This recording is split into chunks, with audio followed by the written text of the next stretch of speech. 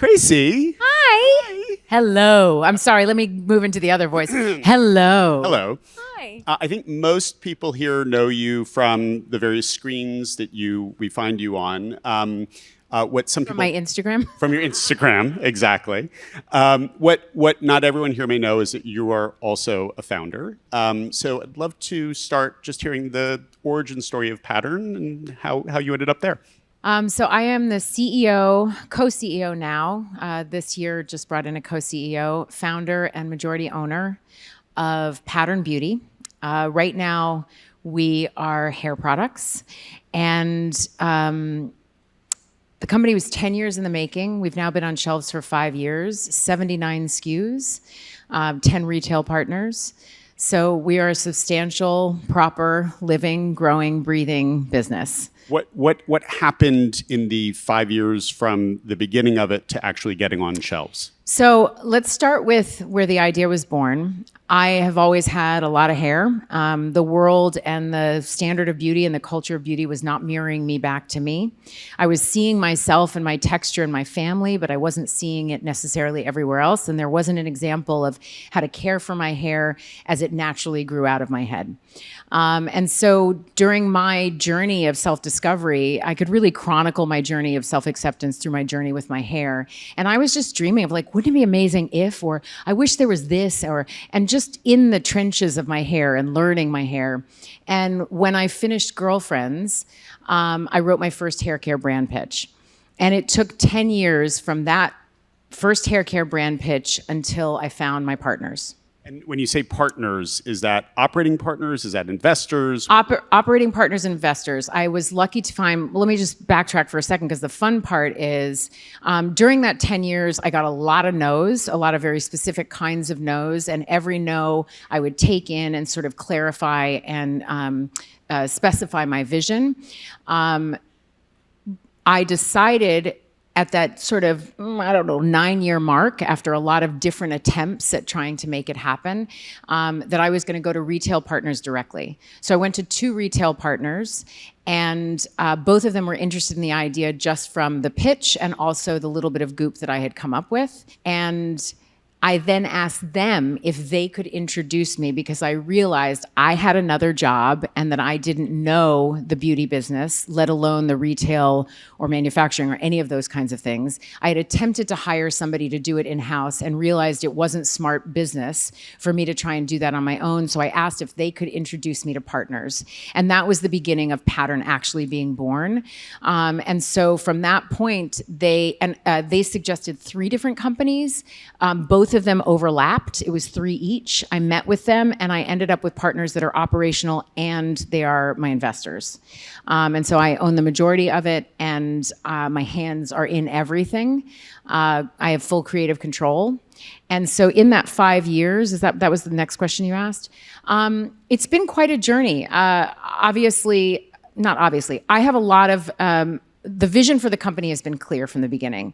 We exceed the needs of the curly, coily, and tight textured community. We are centered around the celebration of Blackness, the celebration of Black beauty, and those 2 things are inextricably tied. I don't believe that hair has a gender or a race, so anybody can buy our products, but our content, our products are all developed for and by and around the celebration of Black beauty. And so the vision of the company has remained mine, the product development. What I have had to learn is how to be a CEO, how to develop my business acumen, how to lean into all aspects of the business and learn things that I didn't know. Like there's 2 things that are fascinating to me. One, I had no idea when people would talk about the C-suite. I thought that was like in a hotel. Like I did not know what that meant until you get into business. Like I was like, what is that, like the A suites, the C suites? Like I didn't get it. The other is like I'd never heard of EBITDA. Had never heard of any of those things. And so I've had to learn those. And I'm a really fast learner. I'm a really smart person, but it's an area that I had no access to. And so it's been a process. And also for me, the biggest thing about coming into my CEO-ness has been trusting when I don't know something and how to bring the right people in. So what have you learned about how to do that? Ask the right questions. Not be afraid to say, I'm sorry, I don't know what that means. And I think that takes a lot of courage, honestly. As a woman, as a Black woman, societally, there's a sense that you want to bring something to the table, and there's a vulnerability to admitting that you don't know something. I find there's a big strength in that. I think it's been one of my strongest suits, is saying, I'm so sorry, can you pause for a second? Can you explain that in another way? And really gaining the knowledge and the information that I need to make decisions. Let me tell you a little bit about the no's, because I think that's been Let's hear about the no's. The no's, that's been... Because no one here has ever heard no before. Right, and you guys are so lucky. Melinda French Gates was on stage earlier saying that 0.2% of venture funding goes to women of color. So I can't imagine you encountered any of that. So what did you learn from the no? Yeah, especially because as a celebrity, they're like, "What do you want to do? Can you look pretty? Why she's not smiling?" So during the process, the biggest no's were all in the same area. Why you? There's enough hair products on the shelf. Why don't you partner with somebody who's a professional? And every no that I got, and this is something that I really have now brought into my life, but during the process, I take in the no, and take in the disappointment and the hurt, let myself be with that for however long that takes.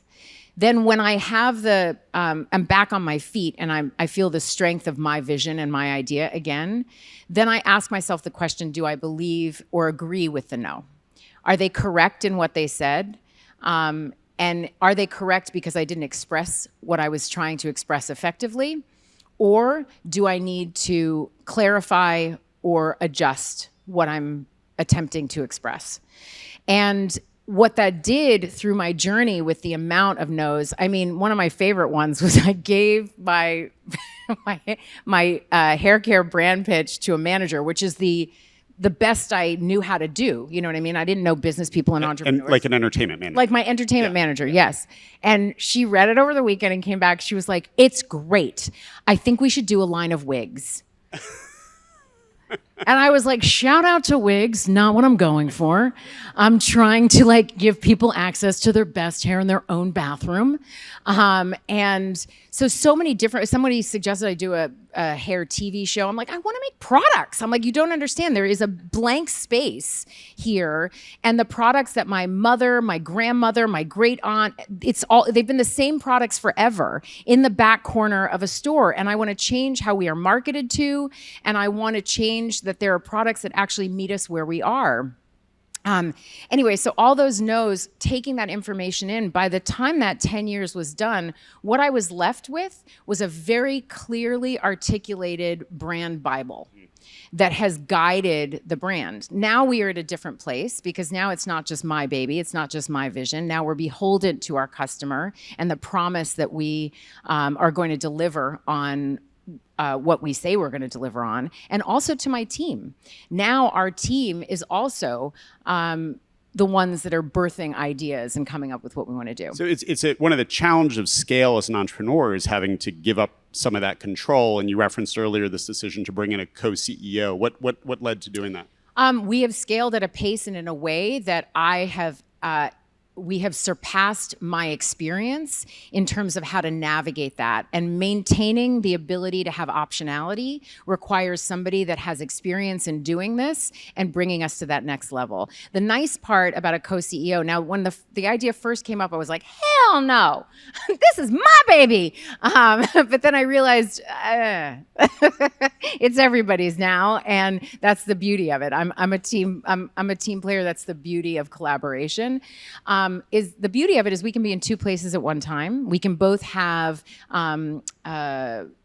what's the word when you work together? Like synergy? Synergy, but people that they both know different things. Anyone? Complementary, that's the word. We have complementary skills. It's audience participation. Thank you so much. Folks. Thank you so much. The words, I like to say this is a fun thing to share. I'm going through the hormonal change of life. And, when you're at a different age than the one I'm in now, you would have an idea and a word would come forward and it would just pop out of your mouth, right from the thought you had in your head. Now, I go up to the filing cabinet where the words exist, and I get up there, and then I'm like, what a nice sunny day. Have no idea what I was looking for, and I come come back down and I'm like, hi, how are you? And they're like, you were trying to say something. And I'm like, was I? You look pretty. Anyway, so complimentary. We have complementary skills. Like when I can't find a word, she can. And she is this amazing woman that I am able to learn from. I'm able to teach her the business. I'm able to teach her my vision, teach her sort of what it is that I have given birth to. And she's able to teach me how we move to this next place. And it's a very exciting journey for me. I love being an actor. I'm an artist. I have been able to bring a lot of that into my world as a business person. I'm a creative thinker. I'm a problem solver. I'm also very good at storytelling and narrative, which is at the core of our brand. I can articulate feelings into language and put that in. I understand visual language and how that gives our customer confidence that our promise is actually real. And so all of those things sort of filter into a part of me that did not get to do that as an actress. And it's really wonderful. Tracee, in addition to being an actress and a founder of Pattern, you also have a Hollywood company, a production company. So what's the difference between founding and running a production company and founding and running Pattern? A production company and everything in Hollywood, you are beholden to a set of chutes and ladders that have no guiding principle. It's based on opinion, point of view, data. As a Black actress, the data disappears every time you do something. So, it's a creative world, that is under the guise of business. And it is a business, but it's the commodity is creativity. Right. Or stardom or fame, all of which are these ephemeral kind of like, like how do you decide that that's the one? Why are you putting her on the magazine? Right. So the difference is in business, I find that I am mirrored back the work that I do, because if the products sell, you do good, and it's like the 1 + 1 = 2, and then 2 + 2 = 4, and then 4 + 4 = 8. And that's just the way it goes. And I find that incredibly encouraging. The places that it overlaps are really exciting and wonderful. Team building, producing is also team building. Is taking an idea and pulling it out of your mind and into the real life world. The timeline in Hollywood is like, who knows? Could take 3 years, 4 years, 5 years, 10 years. You make something and then they decide they don't want to put it out. It just depends. Here at Pattern, we come up with an idea, it goes through PD, then it combines with marketing, and then we figure out the language to express what it is and what its effectiveness is. And then there's a launch, and then, Like and it goes that way. And then you get it to the retail partners, and then they make their, it's like, it just, yeah. There's more of a logic and a pattern to it, so to speak. The pun not intended. Not intended, probably but well done. Not achieved either. Well played. Is Pattern, do you have a headquarters? Are you physically in person? We let go of our offices. My partner's Beach House Group, they had offices. We let go of them during the pandemic. Keep in mind, Pattern launched in 2019. So we are a mobile-first brand, but we were also a pandemic brand. We soared during the pandemic, and we have maintained that growth, which is kind of extraordinary, but we don't have an office. I find that very difficult, particularly because although we are a business, we are a creative business because we think outside the box. And I am a relational person, and I think relationally, and I think in that way. And so it's been challenging. It is challenging. We're looking for office space, all those kinds of things. And then, people don't want to go to work. A lot of our employees are not in LA. Fascinating. Well, and on the relational part, and I think a lot of us here are struggling with this, right? Because for the first time in our lives, we're managing hybrid or remote teams, leading hybrid or remote teams. So, how do you read the energy? How do you lead in that? Well, I'll tell you, one of the things that was the most difficult for me during the pandemic, and I think a lot of people experienced this, but I really had time I didn't have time, but I thought of why it was that it was so difficult. I found myself saying over and over again, can you give me more context? I need context. And I was like, my God, what is it with me in context? And I realized that I listen energetically. I am an experiential relational person. So when I hear things from people, I'm not just hearing the words that they're using. I'm watching their facial expressions, but I'm also feeling the energy from their bodies. And so it was very disconcerting to me. We met and did work together on Zoom on two projects that are amazing. But like it was hard, and then you meet in person. You're like, oh look, you're a person. Hey, yeah. Yeah, and so are you? I mean, and it's hard, right? It's hard. So spending so much of your day on screens when you are an extrovert, when you are someone who relates energetically to people, how do you manage yourself in that? How do you figure out how to do that? Well, I'm still learning. I mean, I was just telling you backstage that I noted. That's why I was prompting the Got question. it. Yeah. Yeah. Okay. I see. I'm taking the lead. Yeah. I'm picking up what you dropped. Whatever. I noticed that you spend a lot of time on Zoom, and then I would get in my car, and my brain would have to remember that, like, I'm not in a video game, and it's hard. Like my eyes were trying to focus, like this is real, and you're still through a windshield, so it was hard. One of the exercises I've given myself is I meditate, and I usually meditate with my eyes closed. I have started meditating by looking at nature. So I leave my eyes open in a soft gaze. So I'm not trying to receive anything or give anything to what I'm looking at, but just a gentle gaze to let my body connect the gap that occurs. So I've heard the expression, I kept calling it Simi Valley, but it's Uncanny Valley. You know what I mean? But like the person Simi Valley is kind of uncanny. It's very uncanny. It's an understandable. Yeah, I mean, but a friend of mine, thank God, was like, do you mean Uncanny Valley? And I was like, I do. So that space between, but also, you know, the computer is not a person. So we're picking up every other thing on the computer, on the screen, whatever screen that is. We spend time looking at social media. We're flipping through all this. So I really try and look at real things. And give my body, my full body, a chance to receive them. The smartest part of me is my body. This is the tool. It keeps the score. It keeps the score. I know when something doesn't feel right. My gut is way smarter than my brain, and I have a really smart brain.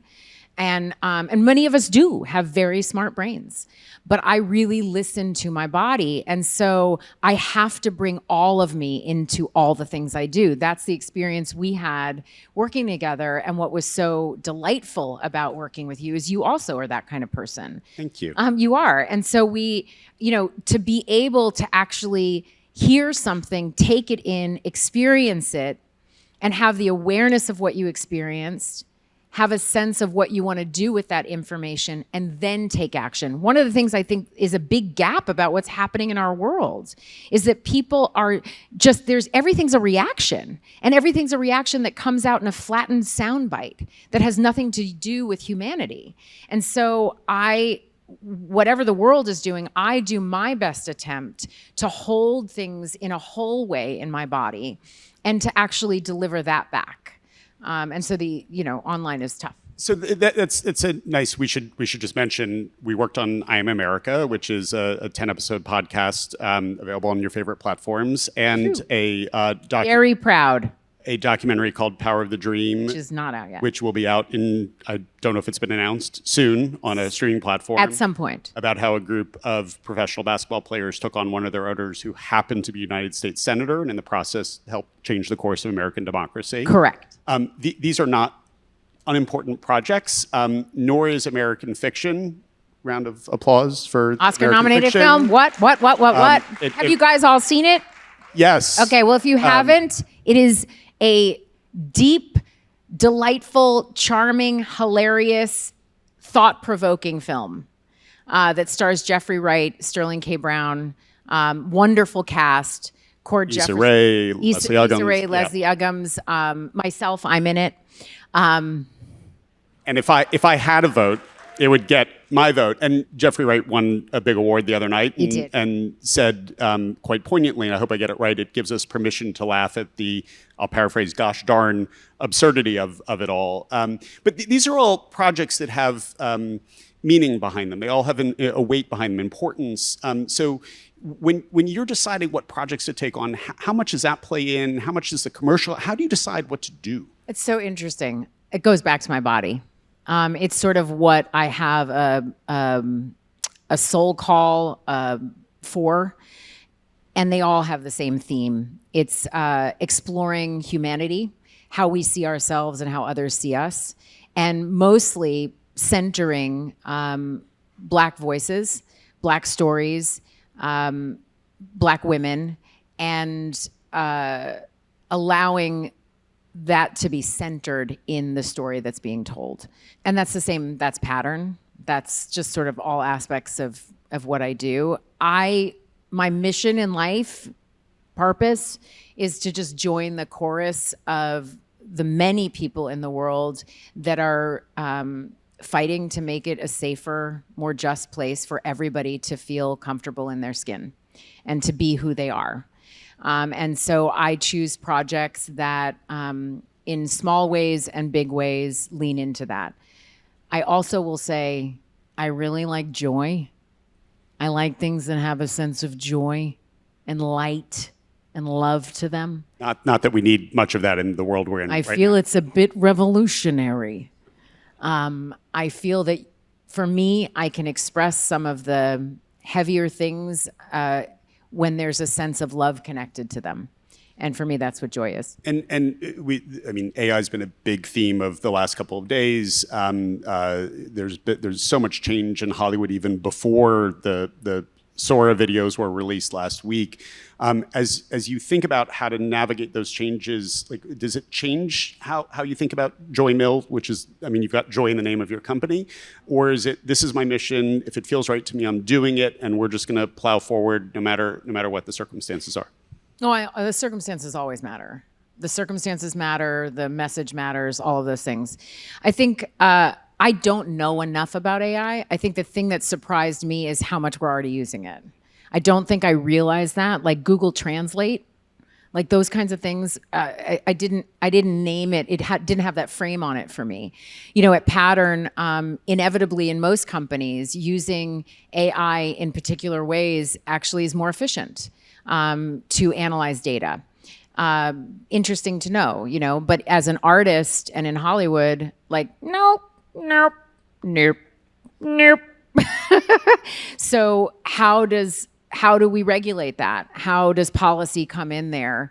You know, I mean, the phone's like, when they put the camera on the phone, you know, I was really happy because I love to take a picture of myself, but also like, whoa, like everything changed, you know? So like how does that get regulated? What kind of policy helps to find the line for humanity within that? And where is that line? I mean, I didn't know this. I mean, I've known this for a while now, but there's a